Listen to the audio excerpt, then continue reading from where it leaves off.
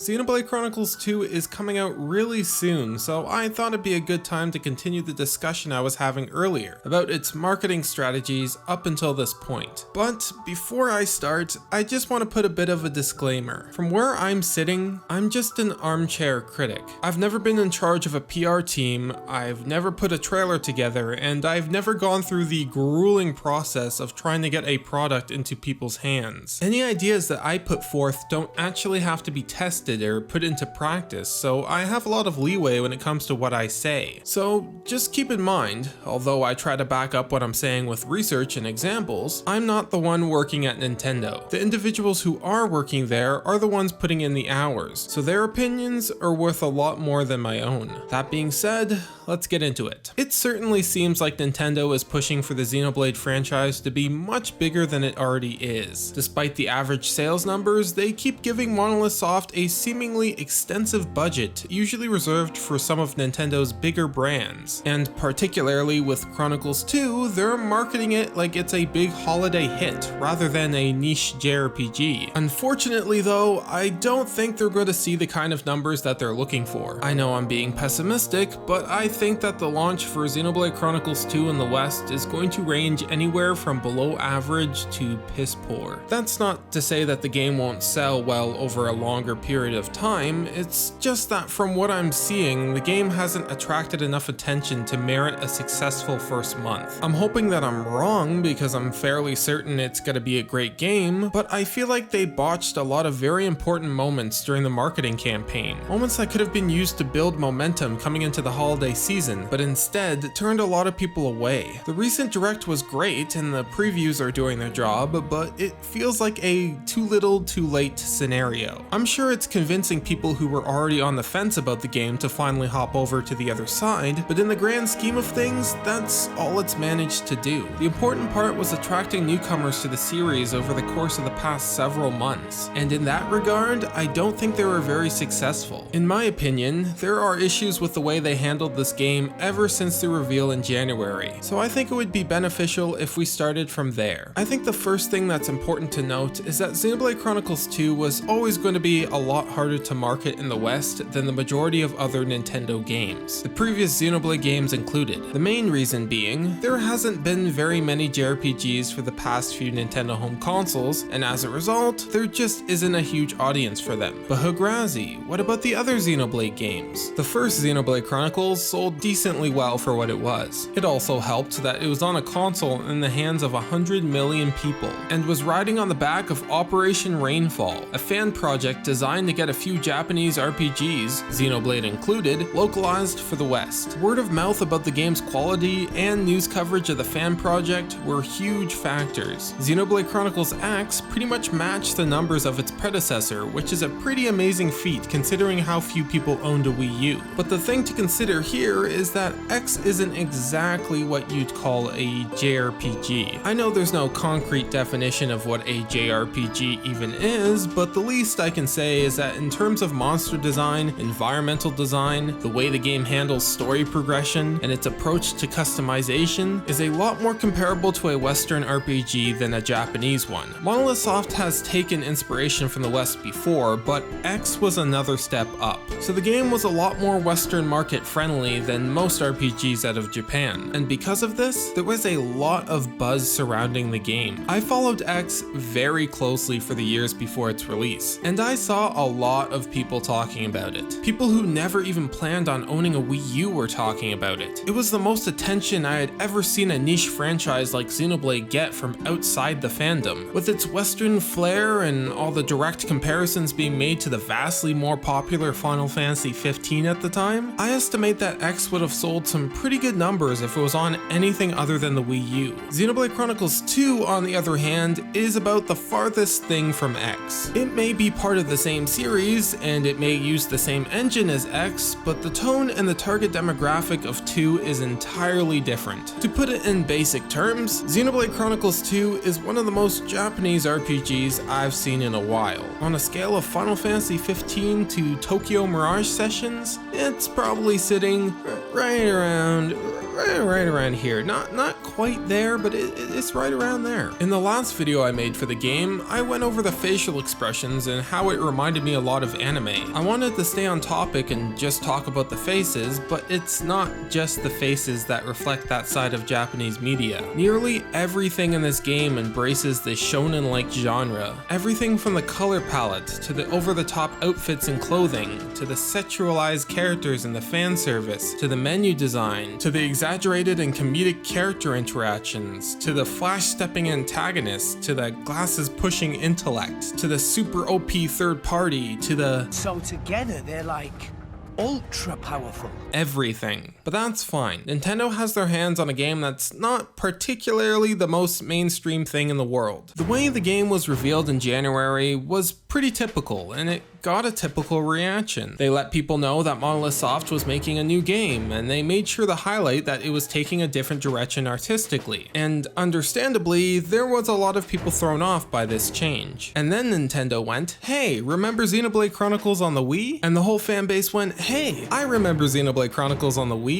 So the reveal trailer did its job, and despite a cautious feeling within the community, the reaction was relatively positive. But of course, this trailer was only about 30 seconds of gameplay clips and another 30 seconds of a slow pan-out shot. There wasn't much being presented here other than, hey, a new Xenoblade game focused on story with a new character artist. The real reveal for the game was to happen 6 months later at E3. It would be the first time when people got a real good look at the game instead of just a teaser. They could no longer hide behind references to previous titles. It was the time for the game to stand on its own merits, to show the community what its strengths were and how the changes being made were going to benefit this entry in the series. Well, I already made a whole video about it, but I think they completely screwed up the E3 trailer. But I'll reiterate, if you enjoyed this trailer, that's totally fine. But you have to recognize that if you're already excited for a game, there's a good chance you're going to enjoy any new footage that you get. It may have been fine for those who are already on board, but for those who knew little about the game, or for those who were on the fence about whether or not they wanted to start following the game, it was a mediocre display. This trailer played right at the start of Nintendo's E3 Direct. They opened with this. That means they wanted to give this game as much attention as possible. They knew that a whole bunch of new eyes from outside this niche community were going to be watching, and they wanted to bring in those people. It was a critical moment for the game, but they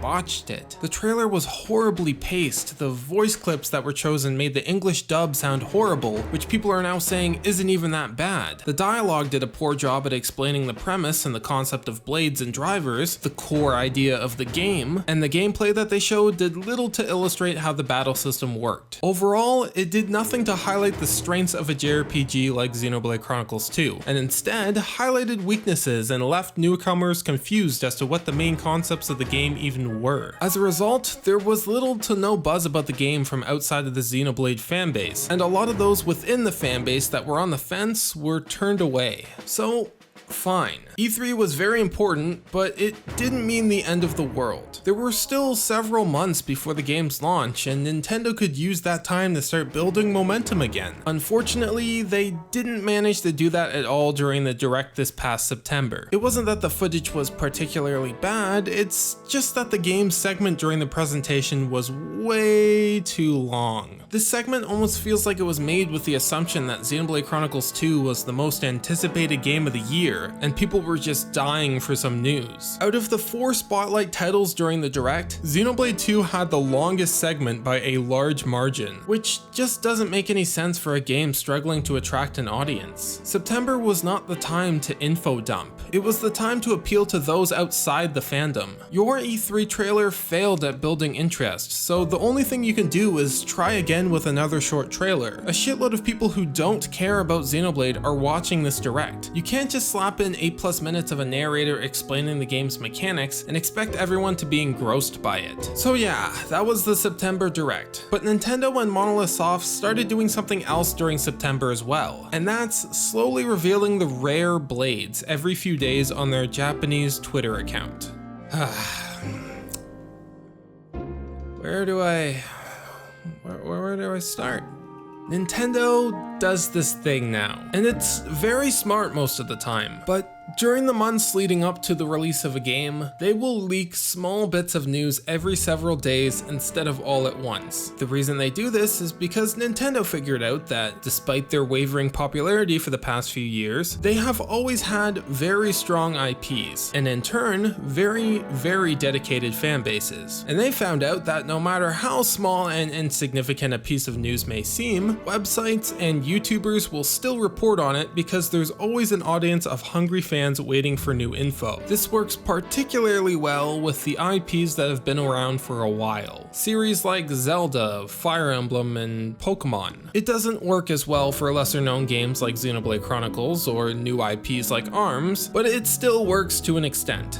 But the thing Nintendo always needs to be wary of is what kind of info they're piecemealing to their audience. For instance, in ARMS, they chose to reveal characters and stages in slow portions. It helped create a bit of buzz for the game over time, but the downside was that a lot of people assumed during the first few months that there just wasn't very much content in the game. They didn't do a good job conveying that it was a fighting game and that each character wasn't just a reskin, that there would be a decent sized roster of extremely different fighters to choose from. It's fine if Nintendo wants to reveal characters in that way, but they have to make sure that their audience first understands what the game has to offer, because holding back the roster for that long damaged a lot of first impressions. In Xenoblade 2's case, they chose to piecemeal the rare blades, and I think that was a dumb decision. Just in case you're unaware, and if you are unaware, that illustrates my point, the rare blades in Xenoblade Chronicles 2 are part of a core mechanic in the game where you awaken core crystals and gain new blades as companions. A lot of these blades have very similar designs, but there are a number of blades that are much rarer than others. For these rare blades, Monolith Soft hired an absurd amount of artists, ranging from Fire Emblem's Yosuke Kozaki, to Iwamoto from the Tales series, to Code Geass artist Takahiro Kimura. As you can probably tell, a lot of effort went into setting this up, and it's cool as shit. But because the PR team most likely planned to reveal the blades in this manner from the very beginning, they were very reluctant to talk about the blade system at all until September. They mentioned it in passing, but that was about it. It wasn't until October, nearly 2 months before the game's release, that I started to realize how much effort was being put into this portion of the game.